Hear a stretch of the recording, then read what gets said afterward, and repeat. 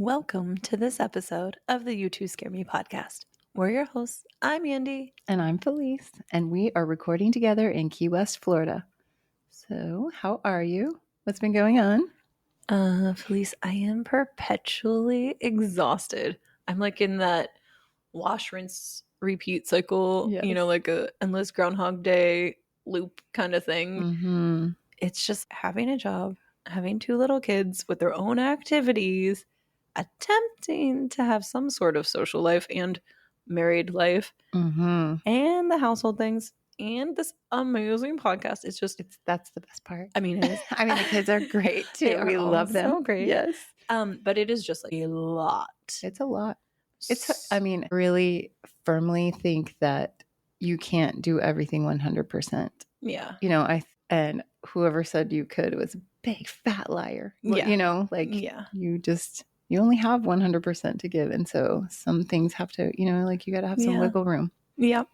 So, that's probably why we had Taco Bell for dinner tonight. Yeah, nothing wrong with that. But so I was just wondering, when can we make this our real job? That would be amazing. Right? Oh, also, you never told me how much dog hair a furry dog has. Well, you've been to my house. Well, but it's like I'm fighting for my life with my two German Shepherds and their fur. It's insane. So I have had dogs for years, but I have had tiny, short-haired dogs, like little weenie dogs. Yeah. And then our latest addition is a golden retriever. Yeah, she's so sweet. Oh, she's a really sweet little baby. But I vacuumed and I had just emptied the vacuum, and then I was like, what the? Mm-hmm. The hair is insane. Yeah. I just can't get over it. Yeah, our Roomba vacuum goes at least 2 times a day. Sometimes I go 3 times a day, and then I still have to go around with a broom.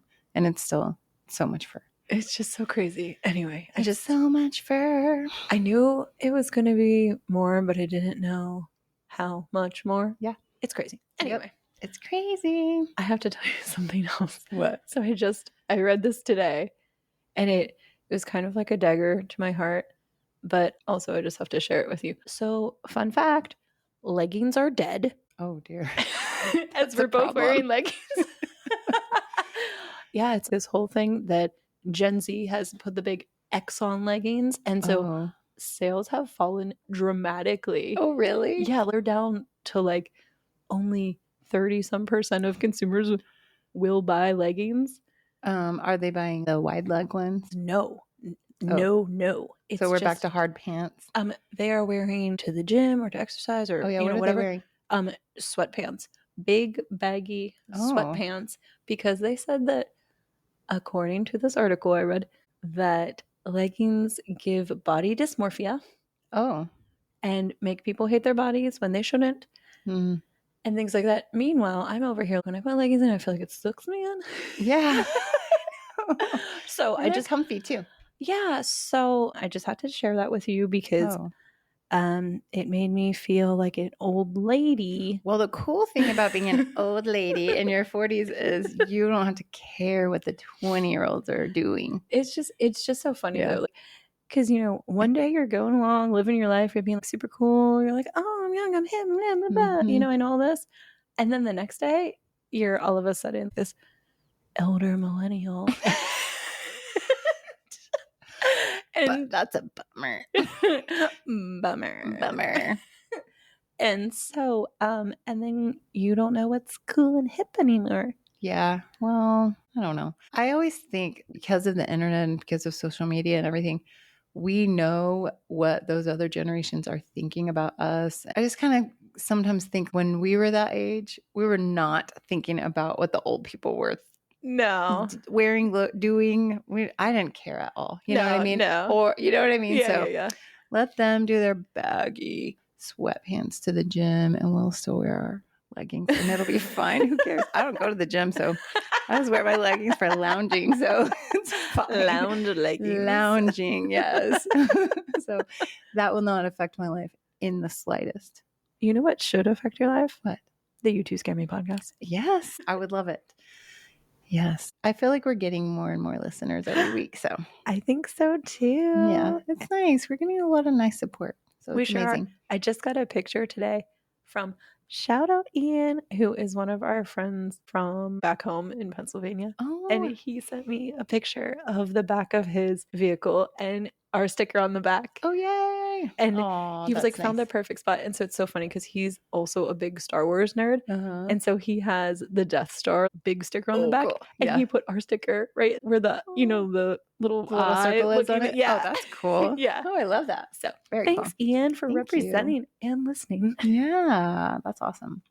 Well, in case you are just joining us for the first time or you've forgotten, we are two spooky friends who love all the spooky stories. We love the ghosties, the ghoulies, the creatures, the cryptids. But we know we don't know much. But we do know enough to have a deep respect for the unknown and spooky forces around us. We also make sure to laugh along the way. We hope to bring you stories that make you wonder, get the goosebumps, look over your shoulder, and question everything you know. Everything. These are real life true stories. From what we've heard and read. Dive into the shadows with us as we bring you haunting tales in this episode of the You Two Scare Me podcast. Shall we dive in?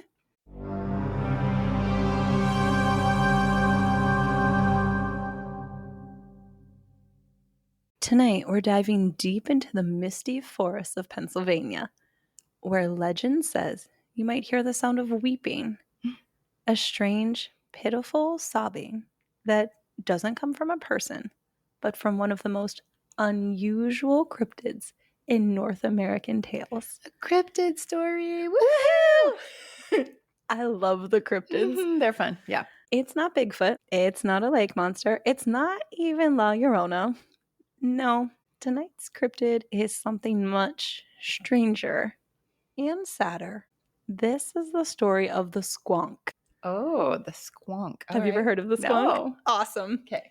This is Pennsylvania's crying cryptid. It's said to be the most famous cryptid of Pennsylvania, but many outside of Pennsylvania haven't heard of it. But stories of the Squonk have endured for over a century, in tall tales, in books, and even in pop culture. So let's find out what the Squonk is. Okay. And why it may be the most melancholy cryptid of all. The Squonk first appeared in print in 1910 in a book called Fearsome Creatures of the Lumberwoods by William T. Cox, and again in the 1939 book Fearsome Critters. These books were collections of tales that lumberjacks working deep in the forests of the late 1800s and early 1900s told of creatures they had come across. The stories say that squonks had migrated from deserts to swamps and finally wound up in hemlock forests of Pennsylvania. Fun fact. Oh, let's hear it. Is it the Civil War? Not the Civil War, but I know you love my fun facts. Yes. So, fun fact, the eastern hemlock is Pennsylvania's state tree. It's a tall, shadowy evergreen tree that can live for hundreds of years. Is it the same hemlock that's poison? I think that that's a smaller plant. I'm not sure. Okay. I'm not an expert on poisons, and I don't know if I want to share that information. Oh. Fair point. Fair point. If you go to explore hemlock on your own, don't bring it back to us. Yeah. And don't eat it. And also, don't say we gave you the idea. No. So, in the 1800s, Pennsylvania was covered with these trees. They formed dense, dark forests that were cool in the summer and eerie in the winter. Within those spooky woods, the squonk is supposed to live, hidden, quiet, avoiding humans at all costs. The squonk is described as a small, weak, almost pitiful animal. Aww. It is covered in saggy, ill-fitting skin, and that skin is covered in moles and warts. Okay. Because it's dragging it around. Aww. It's kind of gross, but it's also sad. I'll show you some pics later. Okay. It's said that the squonk is hideous to see and is so hideous it is ashamed of its own appearance. Oh my god. This poor little guy. I know, it's sad. Other details in some squonk retellings include that the squonks have webbed toes on their left feet, which causes them to swim just in circles. So it's really got the short end of the stick here, okay? Yeah. And squonks are said to move slowest on moonlit nights. Why slowest on moonlit nights, you might ask, Felice? I would ask that for sure. Well, it's because the sad squonk is trying to avoid seeing its own ugly appearance in illuminated bodies of water. Poor little guy. I know, it's so sad. But the saddest part is that the squonk is constantly weeping. It spends all its days and nights crying, leaving trails of tears through the underbrush. It's a very sad existence. Right? Early American lumberjacks claimed to hear its cries echoing through the forests. It's said that hunters who are good at tracking are able to follow a squonk by following the tear-stained trail. So, as I mentioned, squonks avoid people at all costs. But if you happen to corner one, the legend says if surprised or frightened, the squonk will collapse in despair and dissolve into nothing more than a puddle of tears. Okay. I'm telling you, it's just this is a well-known cryptid. Okay. And it is very sad. Okay. So, Cox's book, Fearsome Creatures of the Lumberwoods, includes a story which is said to be the only real recorded squonk sighting. According to him, a man named J.P. Wentling of Pennsylvania actually succeeded in capturing a squonk. Wentling, intrigued by stories of the squonk, set out on a frosty night with a plan to find one. He began mimicking the soft, mournful cries of the squonk. It said he lured one into a sack using salt because they say, because squonks are always crying, they crave salt to replenish their tears. Okay. As Wentling began the journey home with his squonk in a sack, I knew you would like that one. Okay. Squonk in a sack. Mm-hmm. The sack suddenly grew lighter, and the sobbing ceased. Eventually, when he opened it, the creature was gone. All that remained inside was a puddle of water and bubbles. Oh. And so they say the implication was clear. The squonk had dissolved into its own sorrow. Aww. This is really pitiful. Yeah. I know this is a very different kind of cryptid. Yeah. But it's sad. It is sad. But also, what was that guy's name? Wentling. Wentling. He's J.P. like, Wentling. I got my squonk, and alas, by the time I got home, it was empty and it was just water. So I can't show anyone. I mean, this is a recorded story, Okay. So the story is sad. The squonk is a creature burdened by its own misery, so much so it cannot even survive being acknowledged. Aww. Some people question if the squonk is real. Really? Shocking. Not us. No. Not us. If you saw a squonk, you would probably cry yourself. If I saw one, I would, I'm sure. You won't find squonk tracks. You won't find squonk bones. And no one has ever produced anything resembling evidence of its existence because a squonk simply dissolves. But that doesn't mean it doesn't exist. All right. And that doesn't mean people don't believe in it. In 1976, the band Genesis released a song called Squonk. Did you? We have to put that on our playlist. Oh my gosh. Sassy, spooky songs for cryptids. Okay. Send us your hot takes. Yeah. We'll keep working on that one. We'll put a pin in that one. So, in 1976, the band Genesis released a song called Squonk on their album A Trick of the Tail. The lyrics describe the creature's weeping nature and its habit of dissolving into tears. Aww. Later, the progressive rock band Steely Dan referenced the squonk in their song, Any Major Dude Will Tell You. Do you know that song? No, I'm going to listen to it on the way home, though. Add it to the playlist. Yes. The squonk also appears in the Dungeon Crawler Carl series by Matt Dinniman in the 6th book, The Eye of the Bedlam Bride. You have to dig deep into that series. Well, in it, a squonk is featured as one of the hostile creatures encountered by the characters. Shout out to my hubs, Ryan, who is Ooh. currently obsessed with this series of books. He's like, there's a squonk in here. He's doing market research. He hasn't found it yet, actually. Oh, really? Yeah. Okay. So I know he's going to be really excited when he hears this. So did you guys already know about squonks from growing up? I knew a little bit about the squonk, but I took a deep dive with it. Yeah. I don't think he knows about the squonk, and so I'm really excited for him to hear this episode because I didn't tell him what I'm doing. Oh, and then I know he'll hear this little shout out, and he has been obsessively listening to this series. Oh, that's awesome. So every August in Johnstown, Pennsylvania, which is a small town not too far from where my dad grew up, and it's about 80 miles from Penn State. Yeah. There is Squonkapalooza. Oh, that's cute.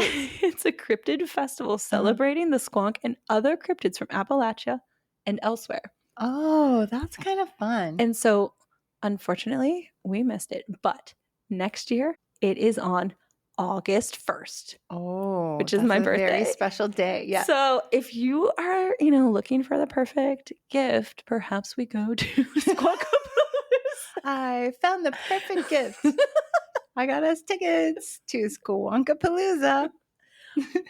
So today, the squonk has become a sort of mascot in cryptid circles. Beloved because it's not scary or violent, but it's sad and strange. You can find squonk t-shirts, plushies, and even references in video games, books, songs, so many things. There's also, this is a side note, fun fact, there's also a scientific reference to this. It gets really sciencey, but there's a particle that behaves one way in the presence of salt and differently other ways, and they call it a squonk particle or something like that. That's so fun. So some say the squonk in its own way resonates with people because of our own discomfort with imperfection, that we can identify with the sadness and vulnerability of the squonk because the idea of it resonates with our own private struggles. In a lot of ways, the squonk is an interesting and different kind of cryptid. It seeks never to be found, and it can't be captured, which makes its existence impossible to prove or disprove. So we don't know if there are squonks among the trees in Pennsylvania. At any moment, there could be a squonk nearby, and we wouldn't know unless we heard it crying. So remember, if you're ever walking through the Pennsylvania woods and you hear the sound of weeping, maybe think twice before following that trail. You just might find a puddle of tears where a squonk once stood. Poor little squonk. I know, isn't it? It's almost like a mascot, too, for that local area. Right. That's kind of cool. Yeah. I like it that they celebrate it and have fun with it, Yeah, that's absolutely. Awesome. So I put some pictures here so you could see. These are two artist renditions. Oh, okay. And they're similar but different. So the one thing that is in all of the squonk accounts and written things is the saggy skin covered in warts and all of that. The webbed feet thing kind of differs. And then the crying is the other constant. Some people say it resembles pig kind of.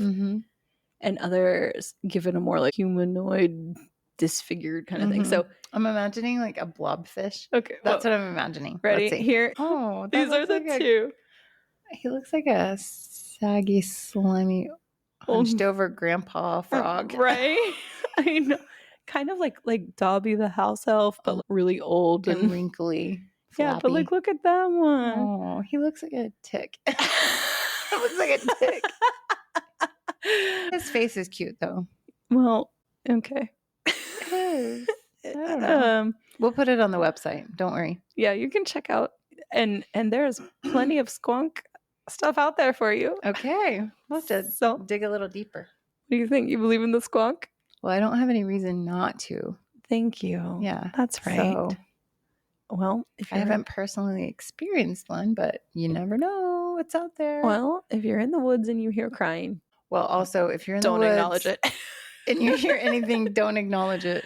That is a life lesson for Appalachia. Yeah. If you hear something, no, you did it. Yeah.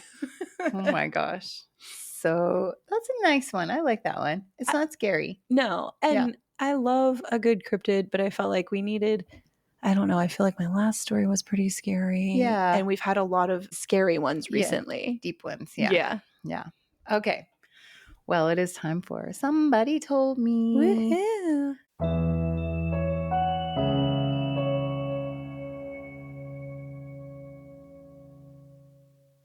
I was at a pool party recently. Oh, the pool party again. Yes. Gosh. I'm going to be riding the high of the pool party for a while because it was nice to get some rays and just like float around. Rays for days. Yes. I got 2 stories from the pool party. Stop it. Yeah. And they're pretty good. Ooh. So the first one was from, well, interestingly enough, they were both from people named Rachel, 2 Rachels. Fun fact. So 2 Rachels. The first one is from Rachel number 1. So this was the early 2000s, and Rachel lived in Alexandria, Virginia, and worked at Murphy's Irish Pub there. Oh my gosh, so familiar with all of this. Yeah, yes. Yeah. Okay, so there was a regular, and she worked there for a pretty long time. So there was a regular there named Mary, and she was an old lady, like almost 80 years old. Super, super tiny, super like a Spitfire. She would come in. Was she drinking whiskey? Not whiskey. Okay. She would come into the bar and she would bring her little fold up stadium seat and bungee cord it to the bar stool. Oh. And she would drink 2 to 3 glasses of Chardonnay. Oh, okay. Yeah. So she was a Chardonnay lady, and she would like not let a drop go to waste. And she was the kind of lady that a lady after my own heart. Yeah. If somebody was getting a little rowdy, she would climb her little teeny tiny bird body down from the bar stool and go and kind of wag her finger in their face, and people would straighten up right away. Oh my gosh. We love Mary. So anyway, so she was old though. So eventually she passed away. And after she passed, the staff had a wake for her because she was a regular, you know. Oh, I love that. Yeah, so they had a wake for her, and they had, you know, on the bar or on a table or something, they had like her photo, some photos of her, and a glass of Chardonnay for her. And so at the end of the night, it was time to, you know, clean up or whatever. And nobody on the staff wanted to dump out that glass of Chardonnay because they knew Mary did not like to waste a drop. And so they were kind of like, nope, not me. I'm not doing it. No way, no, not me. And so the owner of the bar finally was like, oh, I'll do it. You guys, you know, this is silly. I'll do it. So he takes the glass of Chardonnay, and the moment he dumps it and it starts to go down the drain, they lost all power in the bar, and it went silent for like 10 to 15 seconds. Mm-hmm. But the crazy thing is that, so this place is like an old row house, and so it's on different levels, and only that level lost power. It wasn't the whole place. Yeah. So the other floors didn't. They kept their lights on and everything. That's so weird. Yeah, isn't that so interesting? So I love it. Yeah. So it was kind of like they knew that Mary was there with them that night. She's like, what are you doing? Yeah. Oh my gosh. Isn't that crazy? I love that. Wow. So yes. Okay. So that was story number 1. From Rachel number 1. From Rachel number 1. And then my new Rachel friend told me this other story. And this is like, oh, this is a really personal story. When she was a kid, or when she was a teenager, she and her family were kind of estranged from her father. And so she hadn't spoken to him for 1.5 years. None of them had. He just, you know, wasn't in their lives or whatever. Well, one night at 4:30 in the morning, she woke up and she remembered having this really vivid dream, and which was so interesting because she usually didn't remember her dreams. And she said that in this dream, she was in some kind of transportation station, like maybe like a train station, but she didn't see what it was, but it was like definitely transportation. And it was very gray and bland and white. And then her dad was there with his suitcase, and he basically said to her, he apologized for not really being present for her. And he said, I have to go now. Then she woke up, and then that morning she left for work or wherever she had to leave for. But she had told her mom before she left that she had this dream. So she goes about her day as a teenager or whatever. She comes home that afternoon, and there were a bunch of cars at her house. And so she walked in, and her mom told her that her dad had passed at 4:30 that morning. Oh my gosh. And she was like, I know that this experience I had was real because I told my mom in the morning. And then we didn't find out until later that day. Oh, wow. I have chills. Yeah. Isn't that crazy? Wow. And so I asked her, did you feel closure because of that? Or how did that make you feel? And she said, honestly, it freaked me out. like they didn't have a great relationship at the time. Also, he didn't come to her other siblings. She had other siblings, and she was the only one that had this experience. Right.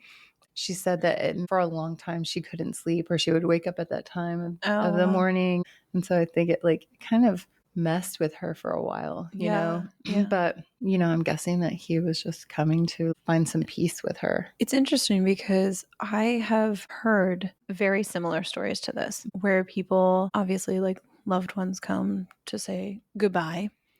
And then I think the hard part is, like you said, she had other siblings and he didn't come to them, right? Mm-hmm. But maybe, you only have, we don't know what happens, right? Mm-hmm. But maybe you only have enough energy for one, or maybe there's a reason it was her, because she would tell somebody about it, because she would believe it, and the others wouldn't, or something like that. The other part that stands out to me is the sort of transportation station thing, because that is a very common sort of experience that people have with loved ones who are at a crossroads, right? Who are on their way to the other side. And I just feel like if all of these people all over the world are experiencing this type of thing, like there's something to it. Yeah.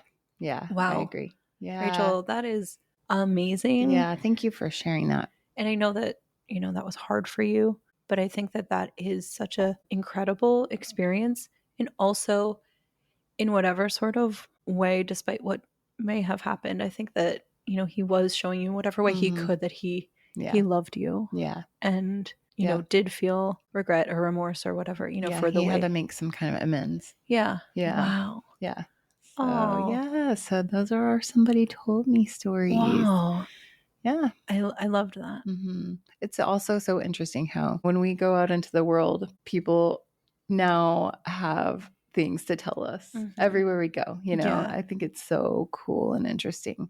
So, thank you for trusting us with those stories. Absolutely. Yeah. And I was just thinking about that recently too. Some of the stories that we've gotten from people are so deeply personal and emotional and bring up a lot of things. And so I think it's really special that people, one, share them with us, but then also are willing to let us share them with you. I love that. So keep sending those stories. Also, I am very into the whole dream exploration side of things, and a lot of people say that when you're dreaming, you're accessing another realm and all this kind of stuff. My mom told me every time she dreams, she controls the dreams. Oh, and I'm like, interesting. Patty, what kind of magical go Patty woman are you here? I told her, I was like, you should dip into this a little more. She's like, oh no. She's already so scared about like the ghost in the house and this. Like, I know. I'm like that same way, Patty. Oh no, and I'm like, bring it on. Teach me your ways. Oh my gosh. That's pretty cool though. Wow. That's awesome. Well, thank you for that story, Rachel number 2. And Rachel number 1 too. And Rachel number 1. And thank you to all of you for listening to this episode of the You Two Scare Me podcast. Listeners, you can help support us by telling your friends and family about our podcast. Tell your babysitter, your hairstylist, your boyfriend, your boyfriend's mom, your boyfriend's grandma, your dentist, maybe even your grandma's dentist. Maybe she has a great dentist.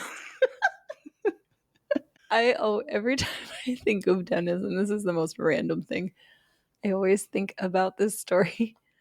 What's his name that is Captain America? Chris Evans, yeah. His dad is a dentist, still is. Yeah. And somebody went to him and he was like, oh yeah, my son's in this movie. And they were like, oh cool, like thought he was an extra, and then was like, oh. Wow. And you're still in dentistry, huh? Yeah. I mean, you got to stay busy. That's true. You can also help us by rating and reviewing us on Apple Podcasts, Spotify, iHeart, Amazon, and wherever you get your podcasts. Also, come and check out our website. We have some sweet merch like shirts, stickers, and coffee mugs. Don't forget to follow us on social media. Find us on Instagram at you2scareme_podcast or on our Facebook page, You Two Scare Me. You can follow us on our TikTok account. Just search You Two Scare Me podcast. No spaces.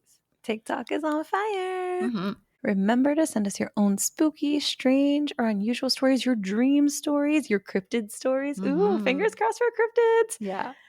Or anything strange for our Somebody Told Me segment at you2scaremepodcast@gmail.com. That's YOUTWO, scare me podcast@gmail.com. Thanks for wandering through the shadows with us. Until next time, stay curious and beware what lurks beyond the light.